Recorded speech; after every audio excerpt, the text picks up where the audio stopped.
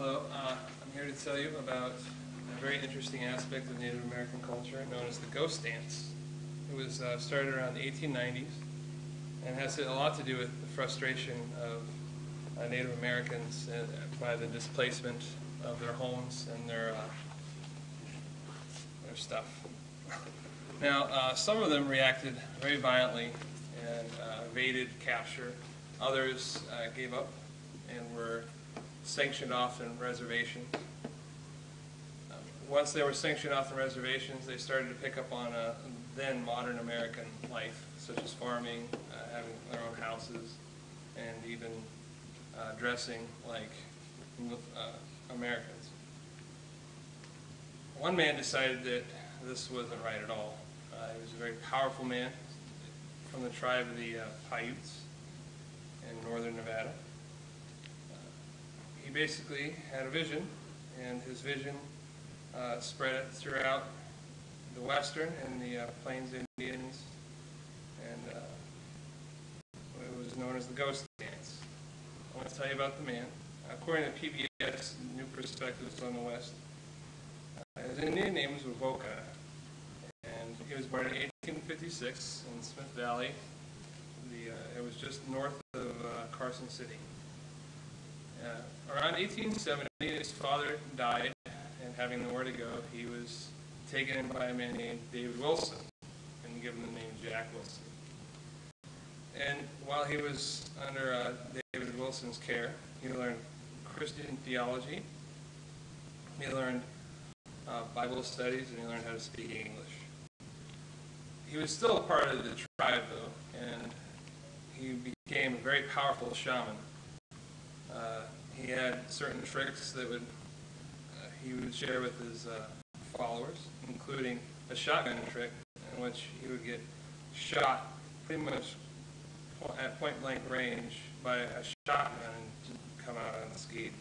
He also had a levitation trick. In 1889, on New Year's Day, he had a really high fever at that time. He had a vision that he was taken away by God, and when he was taken away, God told him that the Indians needed to change their way of life or become eradicated from the earth. Well, this vision included performing the ghost dance, which I'm about to tell you about, also living a morally upright life, including listening to the people that were over them, giving up farming and going back to their old way of life. The dance itself is a very simple dance, but also very powerful and unlike most dances that they had at the time. Now, you would have participants in a big circle around the chief and various shamans. Now, they would sing without musical accompaniment at all. And as they moved it around in the circle, one of them would start to have a vision and come in and whisper it to the shaman. The shaman would cry it out loud. The Lakota especially were known for having humongous circles. Like there was like 300 people. And even though the dance lasted only 15 minutes, like 1/3 of them, about 100 people, would, by the end of it, be having visions and be unconscious at either in the middle of the circle or on their way, just from how powerfully hypnotized they were from all the chanting. Now, this scared a lot of Army people who had never seen this dance before at all. They were terrified that so many tribes were taking it upon themselves to include it into their own culture. They thought it was kind of a rebellious thing, especially when concerning the Lakota, who reinterpreted it to be a more militant thing. They even made their own shirts for the dance. They would practice it, like I said, 3 times a day. And very, very intensely. And when they wore these shirts, they believed that it made them basically invincible. They could get shot and just be fine, much like Jack Wilson or Wovoka showed earlier on. Because of this fear, they decided that it would be probably best to go and disarm the Lakota, taking their guns away. And when they did this,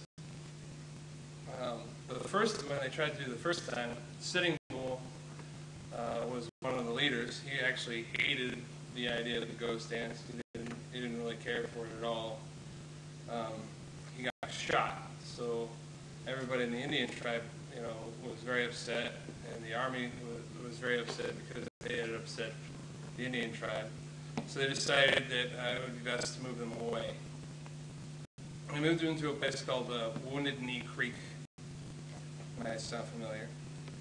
Now, Wounded Knee Creek also had, they continued to perform the dance, even though they were told not to at that point because it was so intense and so scary to the army people.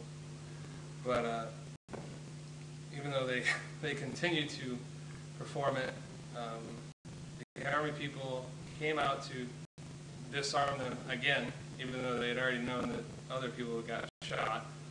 And they tried taking a gun from one of the Indians that was deaf. So he didn't understand what was going on at all. No one was around to explain it to him at the time. The gun went off, and the army people, scared already because they had been doing the dance, fired into the crowd, killing about 150, 160 people, including men, women, and children. It was really a horrible thing. But it also hit the people that were wearing the ghost shirts. So after that, the entire idea of the ghost dance being a movement of revolution and revelation, and the entire idea of any effectiveness as far as the magic that they had hoped to procure out of the ghost dance was eradicated. The things it did do, though, was provide hope for a disillusioned people. Wovoka obviously had a lot of power. Afterwards, after the massacre at Wounded Knee, he pretty much gave up public speaking and just became a private shaman for his own tribe.